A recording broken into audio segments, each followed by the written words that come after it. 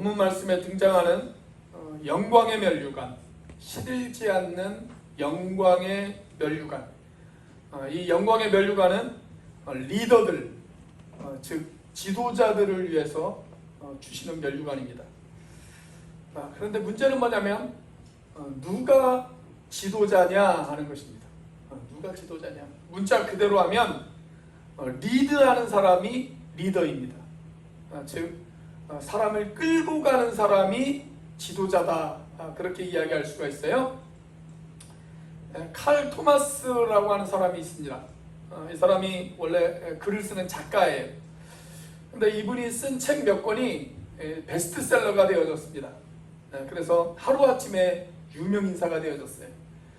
그래서 여러 장소에서 이분을 강연을 좀 해달라고 이분을 초청하기 시작을 했습니다. 그런데 그런 강연을 나갈 때마다 사회자가 이분을 소개하기를 어떻게 소개를 하냐면, 이 시대 우리의 리더 칼 토마스를 소개합니다, 이렇게 소개를 하는 거예요. 근데 그렇게 소개를 받을 때마다 이 사람 마음이 늘 불편해요. 마음 한쪽 구석이 늘 불편한 마음이 있어요. 내가 리더라고? 내가 우리 시대의 리더라고? 내가 과연 리더가 맞나? 리더가 과연 무엇일까? 이러한 질문이 늘 마음 가운데 있었습니다. 그러던 어느 주일날 이분이 교회를 갔는데 아주 신실하게 주님을 섬기는 한 형제님을 만났습니다. 그런데 이 형제님은 교회 올 때 늘 자기 혼자 오는 것이 아니라 시각장애인 한 사람을 데리고 와요. 한 10년 넘도록 아침 일찍 주일날 집에서 일어나서 자기 집에서 출발한 다음에 시각장애인 집까지 가서 그분을 태우고 교회에 같이 오는 거예요. 그리고 예배 드릴 때도 늘 옆에 같이 앉아서 예배를 드리고, 기도할 때도 같이 기도를 하고, 그리고 예배가 끝나면 같이 가서 식사를 하면서 그날 들었던 말씀에 대해서 서로 교제를 하는 그런 관계였습니다.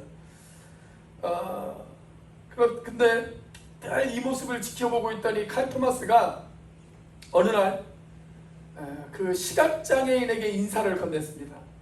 형제님 잘 계시죠? 요즘 별일 없으시죠? 그렇게 인사를 건넸어요. 그랬더니 이 시각장애인이 대답하기를 뭐라고 대답하냐면, 저요? 저는 잘 있죠. 저는 저를 이끌어주는 제 리더 덕분에 저는 잘 있습니다. 아무 걱정하지 마십시오. 그렇게 이야기를 하는 겁니다.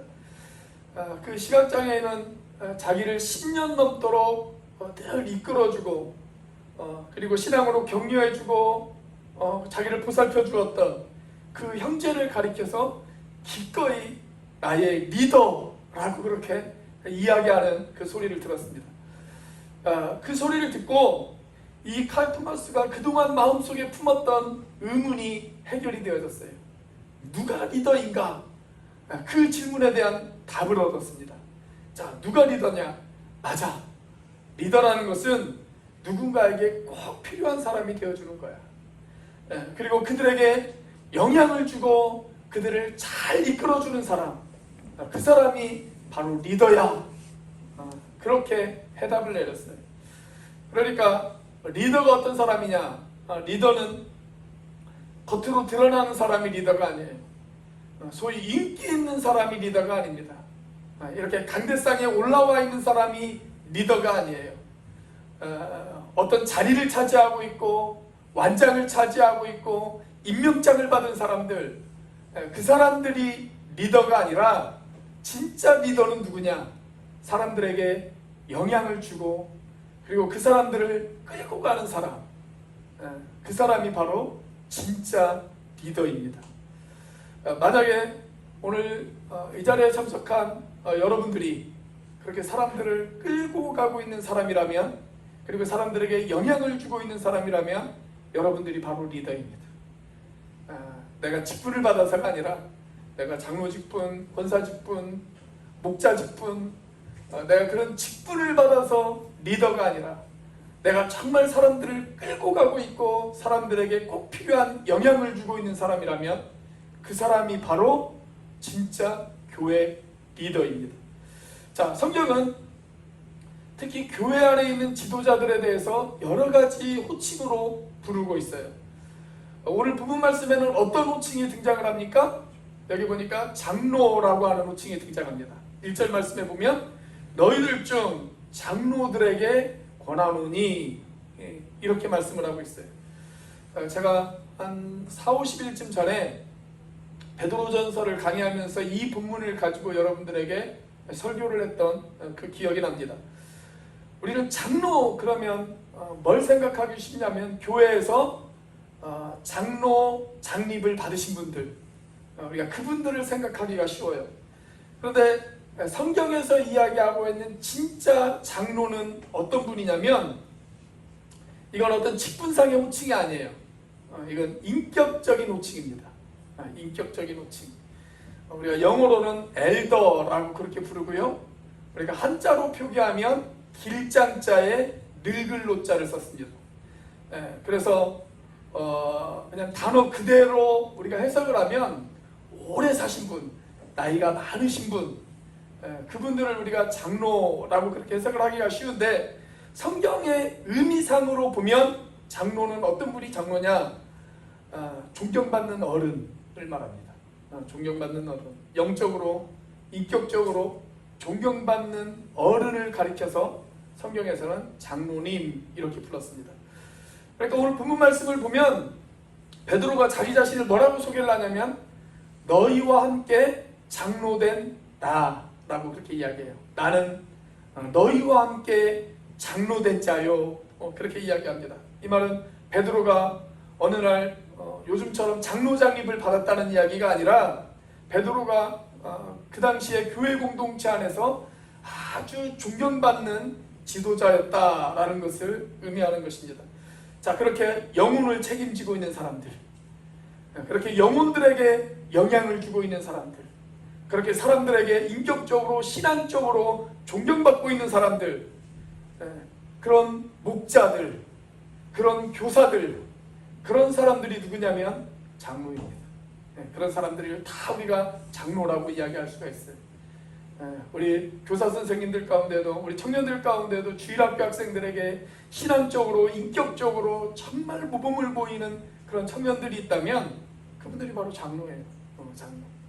자, 오늘 본문의 4절 말씀입니다. 같이 한번 읽어보겠습니다. 시작. 그리하면 목자장이 나타나실 때에 시들지 아니하는 영광의 관을 얻으리라. 자, 여기 보시면 목자장이 나와요. 목자장. 이 목자장은 누구일까요? 예수님이시죠. 목자들의 목자인 예수님, 그분이 바로 목자장입니다. 목자장. 요한복음 10장에서는 이 목자장을 어떻게 표현했냐면 선한 목자다 그렇게 표현했어요. 그리고 성경의 또 다른 구절에서는 큰 목자다 그렇게 표현을 했습니다. 자, 그러니까 우리들의 진정한 리더, 우리들의 가장 위대한 리더, 그분이 누구시냐면 우리 예수님이세요. 그런데 우리가 목자장이신 예수님께서 재림하실 때 우리가 그분을 따르는 작은 목자들로서 정말 목자의 책임을 다한 사람들에게 주시는 영광의 면류관, 그 면류관이 바로 영광의 면류관이라는 거예요. 영광의 면류관, 시들지 않는 영광의 면류관. 자, 그렇다면 저와 여러분들이 시들지 않는 영광의 면류관을 얻기 위해서는 어떻게 해야 될까요? 오늘 본문은 세 가지의 중요한 조건을 우리에게 이야기하고 있습니다. 자, 영광의 면류관을 위해서는 어떻게 해야 될까요? 첫 번째로 우리는 고난의 증인이 되어야 합니다. 고난의 증인이 되어야 합니다. 자, 오늘 1절 말씀을 보면 베드로가 이렇게 이야기해요. 1절 말씀 같이 한번 읽어보겠습니다. 시작. 너희 중 장로들에게 권하노니 나는 함께 장로된 자요 그리스도의 고난의 증인이요 나타날 영광에 참여할 자니라. 자, 여기 보면 베드로는 자신을 가리켜서 뭐라고 소개를 하냐면 그리스도의 고난의 증인이다 그렇게 이야기합니다. 그리스도의 고난의 증인이다. 자, 이 말은 그냥 베드로가 단순히 예수님께서 십자가에 못 박혀 돌아가신 것을 목격했다, 그 정도만을 가지고 이야기하는 것은 아닙니다. 우리가 가끔 도로에 이렇게 다니다 보면 도로에 현수막이 붙어 있는 것을 볼 수가 있죠. 목격자를 찾습니다. 뭐 이런 현수막 여러분들도 아마 보신 기억이 있으실 것입니다. 어떤 사건을 단순히 눈으로 목격한 사람, 우리가 그런 사람도 증인이라고 이야기할 수가 있지만 성경에서 이야기하고 있는 증인은 단순히 그 정도 차원만을 의미하고 있지는 않아요. 성경에서 우리가 증인이라고 하는 이 단어를 다른 단어로 바꿀 수가 있다면 순교자라고 바꿀 수가 있습니다. 순교자. 그러니까 성경에서 말하는 증인은 어떤 사람이 증인이냐, 어떤 사실을 내가 눈으로 목격했을 뿐만이 아니라 그 목격한 그 사실을 내가 법정에서 어떤 고난과 어떤 역경이 와도 내가 그것을 증언할 수 있는 사람, 그 사람이 바로 증인이에요. 그 사람이 바로 증인. 그러니까 예수님이 나의 주님이 되시고 예수님이 나를 구원해 주시고 그분이 나의 하나님이시고 그 사실을 내가 체험했을 뿐만이 아니라 내가 그 사실을 증언하기 위해서 어떤 고난과 역경이 찾아온다 하더라도 기꺼이 그것을 감수할 수 있는 사람, 그 사람이 누구예요? 그 사람이 바로 복음의 증인이에요. 고난의 증인이다 라고 그렇게 이야기할 수가 있습니다. 자, 그런데 여기 1절에 보면 그 고난이 고난으로만 끝나는 것이 아니에요. 고난이 고난으로만 끝나면 누가 증인을 할 수가 있을까요? 근데 고난이 고난으로만 끝나지를 않는다라고 이야기합니다. 성경에서 보면 이 고난과 항상 짝을 이루고 있는 단어가 있어요. 거의 보면 고난이라고 하는 단어가 등장하면 그 뒤에 따라 나오는 마치 그림자처럼 따라오는 그런 단어가 하나 있습니다. 자, 그 단어가 뭘까요? 영광이라고 하는 단어입니다. 영광. 우리는 영광을 소원합니다. 우리는 다 영광받기를 원합니다. 우리는 다 영광스러운 존재가 되어지기를 희망합니다. 그런데 고난받기는 싫어합니다. 그런데 성경은 이야기합니다. 그 영광을 받기를 원한다면 그 앞에 와야 될 단어가 뭐라고요? 고난이라고 하는 단어가 와야 된다. 고난이라고 하는 단어. 고난이 없이는 영광이 올 수 없습니다. 우리가 고난에 동참하지 아니하면 주님의 영광에 참여할 수가 없습니다. 자, 그래서 서양 속담 가운데 이런 속담이 있죠. 제가 잘 하는 말씀이 있죠. 제가 하는 그 이야기 뭡니까? No cross, no crown. 그런 말이 있어요. 서양 속담에. 십자가가 없이는 면류관도 없다 말입니다. 십자가 없이는 면류관도 없다. 여러분, 이런 고난의 증인이 될 수 있는 가장 순수한 첫 출발점이 무엇일까요? 그것은 바로 주님을 잘 따라가는 것입니다. 주님을 잘 따라가는 것. 예수님께서 예수님의 제자들을 증인 삼기 위해서 제자들을 부르실 때 그들에게 하신 첫 번째 명령은 뭐였냐면 나를 따르라 라는 것이었습니다. 발롬이 나를 따라와라 라는 거였어요. 그러니까 따라가는 것을 배운 사람이 리더가 되어질 수가 있어요. 따라가는 것을 배우지 못하고 내 맘대로 하는 사람, 그 사람은 리더가 되어질 수가 없습니다. 그래서 리더가 되기를 원하는 사람은 반드시 잘 따라가는 것부터 하셔야 됩니다. 잘 따라가는 것부터. 교회에서도 마찬가지예요. 교회에서도 여하튼 잘 따라오는 사람이 교회 리더가 되어질 수가 있어요.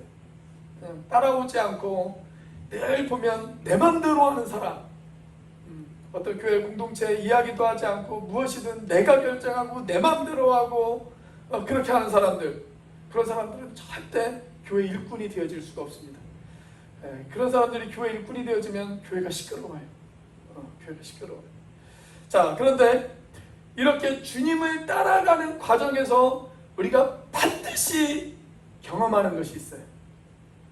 주님을 따라가는 과정에서 반드시 경험하는 것, 그게 뭘까요? 그게 바로 고난이에요. 그게 바로 고난. 특별히 하나님께서는 하나님의 리더로 사용하는 사람들에게 반드시 고난을 주십니다. 고난을 주세요. 그래서 이 고난의 터널을 통과하지 않고는 그 사람을 하나님께서 리더로 사용하지를 않았어요. 광야를 통과하지 않고 리더로 세움을 받은 사람이 없습니다. 광야를 통과하지 않고 리더로 세움을 받은 사람들은 교회 안에 문제를 일으키는 사람들입니다. 아주 흥미로운 것은 우리가 지도력이라고 하는 이 단어를 영어로 리더십이라고 이야기를 하죠. 리더십. 그런데 이 리더십이라고 하는 단어는 두 가지 단어가 합쳐져서 만들어졌어요. 리더라고 하는 말과 쉽이라고 하는 말이 합쳐져서 만들어졌습니다. 근데 뒤에 따라오는 쉽이라고 하는 단어는 무엇을 의미해요? 배죠, 배. 바다에 떠다니는 배를 말하는 것입니다. 여러분, 그러니까 리더는 어떤 사람이 리더냐? 배를 끌고 가는 사람이 리더예요. 배를 끌고 가는 사람. 여러분이 풍랑에 있는 그 배를 한번 상상해 보세요. 바다에 떠다니는 배를 한번 상상해 보십시오. 그 배가 늘 잔잔한 바다만 만나는 것은 아닙니다. 때로는 풍랑을 만나기도 해요. 때로는 암초를 만나기도 합니다. 때로는 높은 파도를 만나기도 합니다. 그렇게 암초를 피해가고 풍랑을 이기고 파도를 뚫고 그 배를 목적지로 인도할 줄 아는 사람, 그 사람이 누구냐면 그 사람이 바로 리더예요. 파도와 풍랑이 두려운 사람은 리더가 되어줄 수가 없습니다. 파도와 풍랑을 뚫고 마침내 그 배를 안전하게 목적지까지 끌고 갈 수 있는 사람, 그 사람이 바로 진정한 리더다라고 그렇게 이야기할 수가 있어요.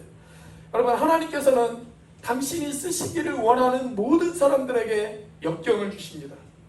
그래서 하나님이 쓰시는 모든 리더들은 반드시 하나님께서 광야 학교에 강제로 입학을 시키십니다. 그리고 그곳에서 역경을 배우게 하십니다. 어떤 분들이 저에게 그런 이야기를 하시더라고요. 목사님은요 고생을 별로 안 해본 사람 같아요. 여러분, 제 낯짝이 그렇게 보입니까? 그렇지 않습니다. 조금 건방진 이야기처럼 들릴지는 모르겠지만 저도 잠들 수 없는 밤이 저에게도 많이 있었습니다. 저도 비바람이 부는 들판을 걸어봤고요. 앞이 보이지 않는 캄캄한 터널을 통과해 본 적도 있습니다. 저 개인적으로 그 집안에서 홀로 신앙생활 하시는 분들 있잖아요. 그래서 집에서 핍박받으면서 신앙생활 하시는 분들, 저는 그분들의 아픔을 이해해요. 왜냐하면 제가 불신 가정에서 많은 핍박을 받으면서 신앙생활을 했기 때문에 힘들게 어렵게 핍박받으면서 신앙생활 하시는 분들의 아픔을 저는 이해를 합니다. 저는 어릴 때 찢기고 태워진 성경책이 몇 권이 되는지를 모르겠어요. 그리고 종아리를 맞은 것도요 아주 수도 없이 맞았습니다. 고등학교 2학년 때 저를 가르쳐 주셨던 목사님께서 마치 어릴 때 자기를 보는 것 같다고 저를 너무 불쌍히 여겨주셨어요. 그리고 그분이 그렇게 핍박받고 훈련되어진 목회자가 나중에 큰 목회를 할 수 있다고 어느 날 저를 부르시더니 조용히 신학교 입학원서를 내미시더라고요. 군대에 있을 때도요 참 많이 맞았습니다. 구천들에게 엄청나게 많이 맞았어요. 자대 배치 받자마자 교회 가겠다고 그렇게 주장해가지고 얻어 터지고, 어느 날은 대대장님이 따라주는 술 거절했다고 얻어맞고, 그런데 그 다음 달에 또 주임 상사가 따라주는 술 거절했다고 또다시 얻어맞고, 맞는 것은 그래도 좀 참을만 해요. 그런데 제가 믿는 신앙을 그들이 무시할 때는 참 참을 수가 없더라고요. 그래서 그게 아니다 라고 그렇게 이야기하면 말대꾸한다고 또 얻어맞아요. 하도 너무 힘들어가지고 그 군대 목사님을 찾아갔습니다. 부대에 있는 그 군목 목사님을 찾아갔어요. 그래서 그분하고 상담을 좀 했어요. 그런데 이분이 상담가로서의 자질이 조금 부족한 것 같아요. 왜냐하면 제가 상담한 내용을 저희 중대장에게 이야기를 했어요. 상담가는 그런 거 이야기하면 안 되거든요. 저희 중대장에게 이야기를 하고 그 중대장은 다시 저희 고참들에게 이야기를 했어요. 자, 그날 저녁이 어떻게 되어졌을까요? 여러분들 상상에 맡기겠습니다. 별이 셀 때까지 얻어맞았습니다. 자, 제가 군 생활을 하면서 사람들이 이래서 타령을 하는구나, 그게 느껴질 때까지 아무튼 좀 힘든 경험들을 했습니다. 그리고 목회만 하다가 또 이런저런 이유 때문에 제가 사회생활도 경험을 해봤어요. 여러분들께서도 다 아시겠지만 사회생활도 경험을 해봤습니다. 그래서 여러분의 처지도 제가 잘 압니다. 아마 목회만 했다면 몰랐을 수도 있을 것 같아요. 근데 제가 사회생활도 좀 경험을 해봤기 때문에 또 사회생활을 하시면서 신앙생활을 하시는 여러분들의 마음도 제가 어느 정도 이해를 합니다. 그래서 그런 아픔들을 통해서 하나님께서 저에게 가르쳐 주신 것이 있어요. 사람들이 이래서 아파하는구나, 이래서 힘들어하는구나. 그 아파하는 사람들의 눈물을 알고 그 어려움을 하나님께서 배우게 하셨습니다. 사랑하는 여러분, 여러분들이 혹시 지금 역경을 당하고 계십니까? 고난 가운데 있으십니까? 큰 혼란과 어려움이 여러분들을 위협하고 계십니까? 경제적으로, 건강 때문에, 아니면 여러 가지 문제들 때문에 여러분들 눈에서 눈물이 나고 마음이 아픈 그런 일들을 경험하고 계십니까? 그렇다면 이렇게 생각하시기를 바랍니다. 하나님이 지금보다 나를 더욱더 쓰시기 위해서 나에게 이런 역경을 주시는구나, 그렇게 생각하시기를 바랍니다. 여러분, 역경이 없이는, 고난이 없이는 우리는 영광의 면류관을 쓸 수가 없습니다.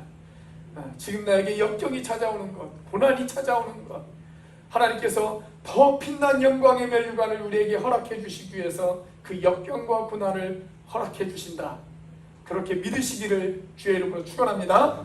자, 영광의 면류관을 얻기 위해 우리가 어떻게 해야 될까요? 두 번째로, 기꺼이 자원해서 섬길 줄 알아야 합니다. 자, 오늘 본문 2절 말씀을 보시면 두 가지 단어가 인상적이에요. 자, 2절을 같이 한번 읽어보도록 하겠습니다. 시작. 너희 중에 있는 하나님의 양무리를 치되 억지로 하지 말고 하나님의 뜻을 따라 자원함으로 하며 더러운 이득을 위하여 하지 말고 기꺼이 하며. 자, 여기 보면 자원함이라고 하는 말과 기꺼이라고 하는 말이 등장을 해요. 둘 다 비슷한 뜻을 가지고 있어요. 그렇죠? 자, 우리가 어떤 일을 할 때 자원해서 해야 합니다. 그리고 또 기꺼이 할 줄도 알아야 합니다. 그게 바로 리더예요. 자, 그런데 그 반대는 뭘까요? 여기 그 반대도 나오죠? 그 반대가 뭐예요? 억지로 하는 것입니다. 억지로 하는 것. 억지로 하는 것. 그래서 우리가 교회에서 어떤 일이 생겼을 때 그 일을 대하는 태도를 보면 그 사람이 리더로서 자격이 있는지 없는지를 알 수가 있어요. 그 일을 기꺼이 하는 사람, 그리고 그 일을 자원해서 하는 사람, 그 사람은 리더가 되어질 자격이 충분한 사람입니다. 그런데 억지로 하는 사람은 리더로서의 자격이 부족한 사람입니다. 부족한 사람. 여러분, 억지로 하는 사람에게 열정을 기대할 수 있어요? 내가 그 일을 억지로 하는데 그 사람이 그 일을 막 열정을 가지고 할까요? 그럴 수 없어요. 억지로 하는 사람에게는 열정이 없어요. 여러분, 억지로 하는 사람에게는요, 기쁨도 없고 감동도 없어요. 그냥 마지못해 하는 거예요. 마지못해. 자, 그런데 여기 2절 말씀에 보면 억지로 하는 사람 말고 리더가 될 수 없는 또 하나의 사람이 있어요. 리더가 될 수 없는 또 한 종류의 사람. 어떤 사람이에요? 더러운 이득을 위해서 일하는 사람. 더러운 이득을 위해서 일하는 사람. 자, 이 사람들은 무슨 일이 생기면 일을 하기는 해요. 일을 안 하는 건 아니에요. 일을 안 하는 건 아니에요. 일을 하기는 해요. 자, 그런데 왜 일을 합니까? 돈을 위해서 일하고, 명예를 위해서 일하고, 자기 자랑을 위해서 일합니다. 자원해서 하더라도 이런 사람들은 돈을 위해서, 명예를 위해서, 자기 자랑을 위해서 그렇게 일을 하는 사람들이에요. 한마디로 말하면 목적이 변질되어진 사람이다 라고 그렇게 이야기할 수가 있습니다. 자, 왜 목적이 변질되어졌을까요? 소명이 없기 때문에 그렇습니다. 소명이 없는 사람은 일을 해도 억지로 합니다. 설령 자원해서 한다 할지라도 다른 동기로 일을 해요. 순수한 동기가 아니라 다른 동기 때문에 일을 해요. 여러분, 교회 지도자들 가운데도 이런 소명이 없는 지도자가 있을 수 있어요. 그리고 돈 때문에 일하는 사람이 있을 수가 있습니다. 목사들 가운데에도 돈 때문에 일하는 그런 목사들이 얼마든지 있을 수 있어요. 얼마든지 있을 수 있어요. 자, 성경은 이렇게 소명 없는 지도자들을 가리켜서 뭐라고 이야기를 할까요? 삭분이다 라고 그렇게 이야기합니다. 삭분. 전 개인적으로 고등학교 2학년 겨울방학 때 하나님께서 목회에 대한 저를 부르시는 소명을 받았습니다. 하나님의 부르심을 들었어요. 목회 사역에 대한 하나님의 콜링, 하나님의 부르심을 받았습니다. 그리고 신학교에 입학하자마자 1학년 때부터 전도사로 사역을 했습니다. 그리고 올해 30년째 지금 사역을 하고 있습니다. 그런데 그동안 이 길이 내 길이 아니다 라는 생각을 단 한 번도 한 적이 없어요. 저는 말씀 전하는 것이 좋습니다. 물론 힘들어요.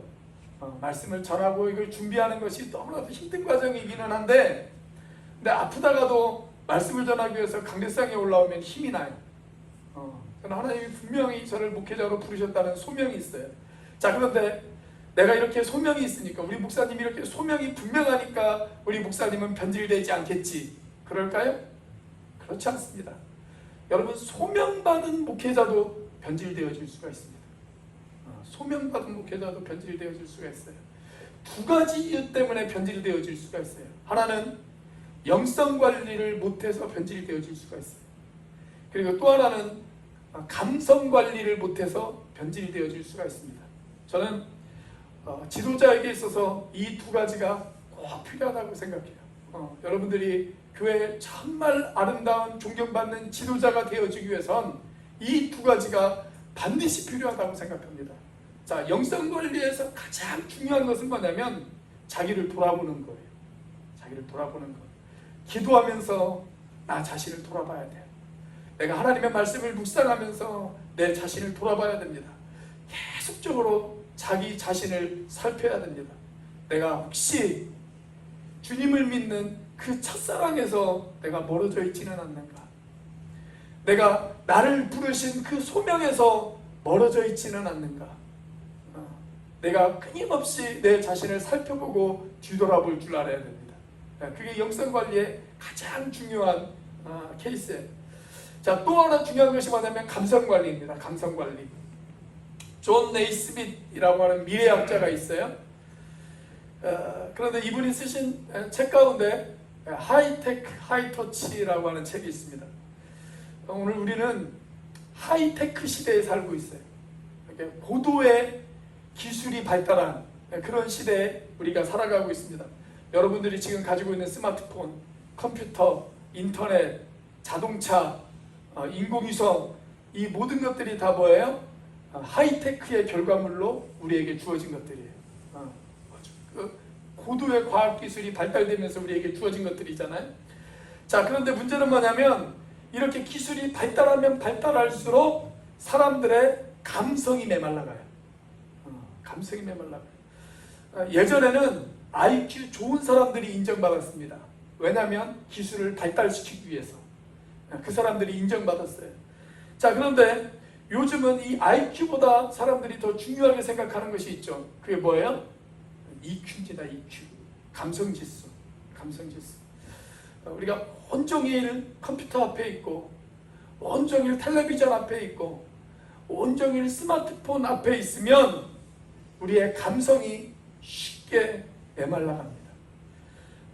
여러분, 컴퓨터 앞에 있고 그러면 사람들을 만나지 않으면 감성이 메말라가요. 그리고 쉽게 지쳐요. 그러면 다른 사람들을 바라보는 넉넉한 마음이 사라져요. 마음에 여유가 없어요.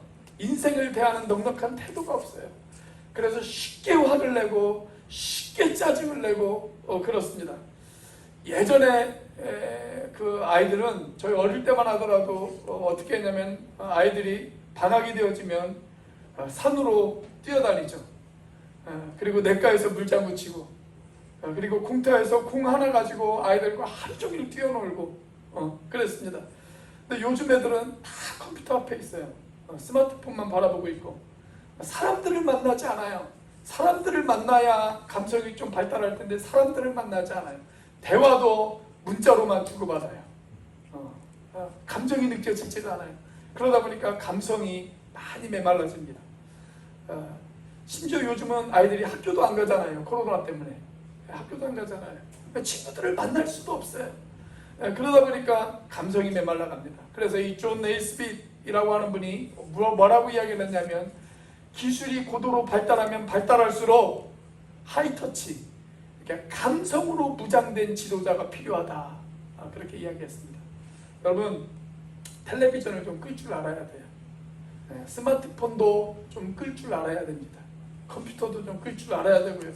그리고 조용히 우리가 밤하늘에 그 별들을 바라보면서 하나님께서 나에게 주신 비전과 목적에 대해서 묵상할 줄 아는 사람, 때로 창문을 열어놓고 커피를 마시면서 하나님의 말씀을 묵상할 줄 아는 사람, 아름다운 책을 읽으면서 그 책 속에서 지혜를 구할 줄 아는 사람, 때로는 무릎 꿇고 기도하면서 하나님의 손길을 체험할 수 있는 사람, 하나님이 만들어 놓으신 이 오묘한 자연을 바라보면서 거기에 대해서 감탄할 줄 아는 사람, 그리고 다른 사람들의 이야기를 들으면서 같이 눈물을 흘려줄 줄 알고 같이 가슴 아파해 줄 줄 알고, 그리고 그들에게 다가가서 따뜻한 손으로 그들을 잡아줄 줄 아는 사람, 그런 지도자가 필요합니다.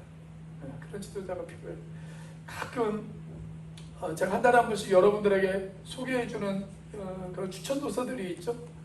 그런 추천도서들을 한번 읽어보시고 그 책 속에서도 감동을 좀 받아보시고, 여러분들이 때로는 시집 같은 것도 한번 읽어보세요. 시집. 저는 시집을 가끔 읽습니다.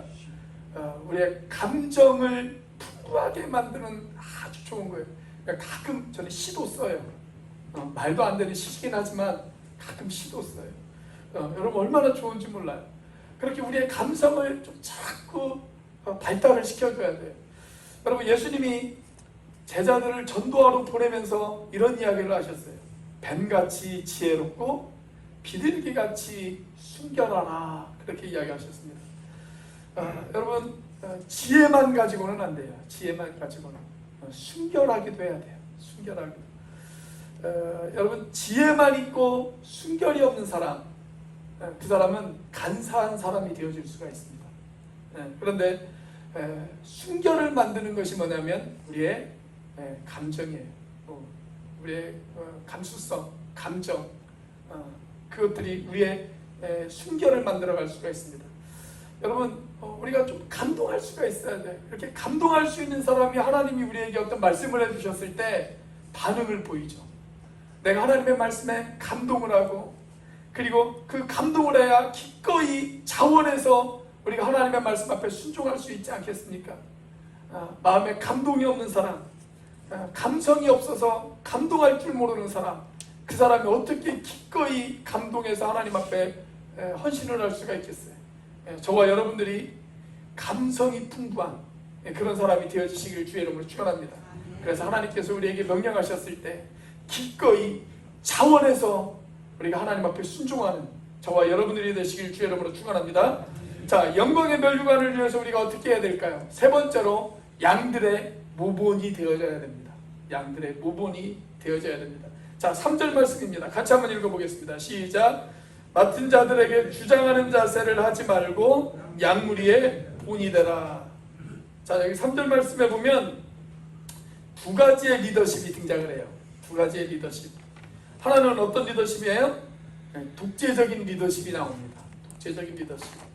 주장하고 명령하는 그런 리더십이 등장을 합니다. 그래서 사람들에게 내가 지시한 대로, 내가 명령한 대로 꼭 그 일이 이루어져야 돼요. 다른 사람들의 말은 듣지 않아요. 그냥 내가 명령한 대로, 내가 주장한 대로, 내가 지시한 대로 사람들이 꼭 그렇게 해야만 하는 그런 리더십이 있어요. 여러분, 과거에는 이런 리더십이 통했던 시대가 있습니다. 그리고 지금도 사회나 아니면 군대나 이런 데 가면 이런 리더십을 주장하는 사람들이 지금도 있습니다. 자, 그런데 하나님의 나라에는 이런 리더십이 통하지 않아요. 하나님 나라의 리더십은 종의 리더십이에요. 종의 리더십. 자, 종의 리더십은 어떤 리더십이냐? 지시하고 명령하는 것이 아니라 행동으로 모본을 보이는 사람. 그 사람이 바로 종의 리더십을 가진 사람입니다. 여러분, 부모가 자식을 어떻게 가르쳐요? 제가 자주 하는 말 중에 서양 속담 가운데 그런 속담이 있어요. 자녀는 부모의 뒷모습을 보고 배운다. 그런 말이 있어요. 자녀는 부모의 뒷모습을 보고 배운다. 사실이 그렇습니다. 영국에서 알코올 중독자 부모를 둔 가정을 대상으로 실험을 하나 했어요. 어릴 때부터 아버지나 어머니 둘 중에 한 분이 알코올 중독자를 가지고 있는 그 아이들을 대상으로 조사를 했대요. 그 아이들이 어떤 마음을 가지고 살아갈까? 그 아이들이 이런 마음을 마음속에 갖는다고 그래요. 나는 크면 절대 우리 엄마나 우리 아빠처럼 나는 술을 입에 대는 그런 사람이 되지 말아야지. 나는 절대 술을 가까이 하지 말아야지. 그런 마음을 갖는다고 합니다. 어릴 때. 자, 그런데 그 아이들이 실제로 크고 나면 어떻게 되어질까요? 거의 90% 이상은 알코올 중독자가 되어져 있대요. 알코올 중독자. 어릴 때 폭력적이고 지시적이고 그리고 명령적인 부모 밑에서 자란 아이들은 거의 90%가 자기가 커서 폭력적이고 명령적이고 지시적인 그런 부모가 되어질 확률이 아주 높습니다. 어릴 때 늘 욕을 입에 달고 사시는 그런 부모님 밑에서 자란 아이들, 그런 아이들은 자기가 커서도 늘 욕을 입에 달고 사는 부모가 되어질 확률이 아주 높습니다. 왜냐하면 아이들은 부모의 뒷모습을 보면서 배우기 때문에 그렇습니다. 예수님께서는 항상 당신께서 본을 보이시는 그런 삶을 사셨어요. 그분은 제자들을 말로만 가르치시지 않으셨습니다. 사랑을 말하기 이전에 그분은 먼저 죄인들의 손을 붙잡아 주셨어요. 섬김을 말하기 이전에 그분은 먼저 제자들의 발을 씻겨 주셨습니다. 기도를 말하기 이전에 그분은 먼저 무릎을 꿇어 주셨습니다. 그렇게 제자들이 뒷모습을 통해서 배울 수 있도록 예수님께서는 그렇게 사셨어요. 자, 그분은 항상 양들보다 앞서가셨어요. 예수님께서 하신 유명한 말씀, 요한복음 10장 4절에 있는 말씀, 우리 같이 한번 읽어볼까요? 시작. 자기 양을 다 내놓은 후에 앞서가며 양들이 그의 음성을 아는 고로 따라오되. 여러분, 목자는 어떤 사람이냐? 목자는 앞서가는 사람이 목자예요. 앞장서서 가는 사람. 내가 가면 양들이 그 목자를 보고 따라오는 거예요. 자, 그런데 목자가 뒤에서 채찍 들고 휘두르면서 왜 빨리 안 가냐고 몰아세우는 사람, 그 사람은 목자가 아니에요. 목자가 아니에요. 진짜 목자는 앞서가는 사람입니다. 앞서가는 사람. 이건 이렇게 하는 거야. 힘들고 어려울 때는 이렇게 하는 거야. 우리의 삶에 역경이 찾아왔을 때는 이렇게 이겨내는 거야. 그것을 본으로 보일 줄 아는 사람, 그것이 바로 양무리의 모본입니다. 양무리의 모본이 되라. 성경은 오늘 우리에게 그렇게 이야기하고 있어요. 과거에 덴마크라고 하는 나라가 나치로부터 지배를 받고 있었던 그 시대의 이야기입니다. 덴마크 국왕이 있는 청사에 나치 군인들이 찾아왔어요. 그래서 덴마크 국기를 내렸어요. 그리고 나치의 군인들에 의해서 강제로 나치의 국기가 올라갔습니다. 백성들이 그것을 보면서 열이 받았어요. 야, 우리가 아무리 나치의 지배를 받는다고 할지라도 다른 곳도 아니라 국왕이 일하고 있는 청사에까지 우리의 깃발을 내리고 나치의 깃발을 올리다니, 어떻게 이럴 수가 있느냐. 백성들이 그 모습을 보면서 흥분하고 속상하고 화가 나고 그랬습니다. 그래도 어떻게 할 수가 없었어요. 그런데 그러던 어느 날, 그날도 아침 일찍 나치의 군인들이 와서 나치의 깃발을 막 개항하려고 할 때 덴마크 국왕이 그 자리에 찾아왔습니다. 그리고 덴마크 국왕이 나치 깃발을 막 올리려고 하는 나치의 군사들에게 멈추시오, 그렇게 이야기를 했어요. 그리고 왕이 이렇게 이야기를 합니다. 만약 당신들이 나치의 깃발을 올린다면 내 병사들이 이 나치의 깃발을 다시 내릴 것이오, 그렇게 이야기를 합니다. 자, 그러자 나치의 친위대장이 아주 엄하게 이렇게 이야기를 합니다. 누구든지 이 깃발을 내리는 사람은 나치의 이름으로 처형을 받을 것입니다. 순간 긴장감이 흘렀습니다. 자, 그때 무거운 침묵을 깨고 왕이 앞으로 나가는 거예요. 그러면서 이야기하기를, 그러면 저 나치의 깃발을 내가 내리겠소. 왕이 친히 나치의 깃발을 내렸어요. 그리고 덴마크의 국기를 올렸어요. 아무리 서슬퍼른 그런 나치의 병사들이라 할지라도 한 나라의 왕을 어떻게 할 수는 없었습니다. 자, 결국 이 사건은 결정적으로 덴마크 왕의 리더십을 국민들에게 확인시켜주는 계기가 되어졌고, 이 왕을 중심으로 강력한 저항운동을 해서 마침내 자유를 얻을 수가 있었습니다. 여러분, 리더는 어떤 사람일까요? 리더는 앞서간 사람이 바로 리더입니다. 스스로 길을 여는 사람, 어떤 고난과 역경이 온다 할지라도 그것을 뚫고 나갈 줄 아는 사람, 그래서 양무리의 본이 되어지는 사람, 기꺼이 자원해서 그 일에 헌신하는 사람, 여러분, 그 사람이 바로 리더입니다. 여러분들은 어떻습니까? 내가 내 주변에 많은 사람들에게 영향을 주고 있든 아니면 적은 사람들에게 영향을 주고 있든, 아무튼 사람들에게 영향을 주고 있다면 여러분들은 좋은 리더입니다. 여러분, 그런 리더가 받을 영광에 시들지 않는 면류관, 그 면류관이 바로 저와 여러분들에게 약속되어져 있습니다. 우리가 주님 앞에 서는 날, 그 영광의 면류관을 받기에 합당한 그런 아름다운 지도자들이 바로 여러분들이시기를 주님의 이름으로 축원합니다. 기도하시겠습니다.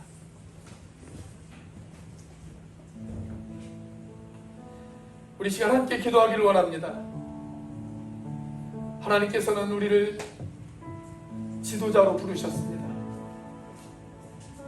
장로로, 권사로, 목자로, 또 여러 가지 책임을 우리에게 주면서 하나님께서 우리들을 부르셨습니다. 지금 이 시대는 진정한 리더가 필요한 시대입니다. 저는 우리 교회에 하나님이 세우신 리더들이 더 많이 일어났으면 좋겠습니다. 그리고 우리 자신도 그런 아름다운 리더들이 되어졌으면 좋겠습니다. 우리 이 시간 우리 교회를 위해서 기도하기를 원합니다. 하나님, 우리 오늘의 교회에 좋은 리더들이 많이 생겨날 수 있도록 도와주세요. 그리고 우리도 좋은 리더가 되어줄 수 있도록 주님 도와주세요. 하나님, 우리의 목자장이 되신 그 주님을 따라가며 주님의 리더십을 배우며 그렇게 기꺼이 자원해서 그 리더십을 본받고 리더십을 행사할 줄 아는 그런 우리가 되어질 수 있도록 주님 도와주세요. 우리 그런 교회가 되어지게 해달라고 우리 이 시간 같이 한번 한 목소리로 하나님 앞에 기도하도록 하겠습니다. 같이 한번 기도합니다. 할렐루야. 살아계심의 역사하시는 주님, 아버지 하나님을 감사합니다. 아버지 하나님을 주님 인도하여 주시옵소서. 아버지 하나님, 정말 우리 오늘 교회를 하나님 축복해 주시고 아버지 하나님 좋은 리더들이 생겨나는 교회가 되어질 수 있도록 하나님 역사하여 주시옵소서. 아버지 하나님, 정말 하나님 앞에 인정받는 훌륭한 리더들이 아버지 하나님 우리 가운데 일어나고 아버지 하나님 그런 아버지 하나님 리더들을 통하여 아버지 우리 교회가 넘는 분들이 세워질 수 있는 교회가 되어질 수 있도록 하나님 역사하여 주시옵소서. 하나님 아버지 하나님 주님께서 함께 해주시고 아버지 하나님 무엇보다 우리 자신이 아버지 하나님 그런 리더가 되어지게 하시고 하나님 앞에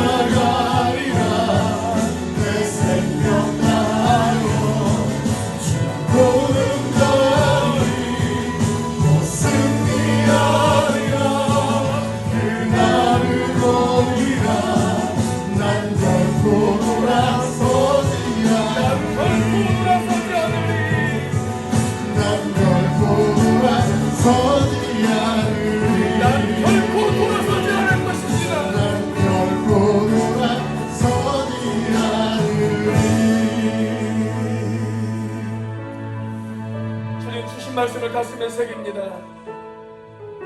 하나님, 우리 오늘의 교회를 축복해 주셔서 하나님이 세우신 아름다운 리더들이 세워지는 교회가 되게 하여 주시옵소서.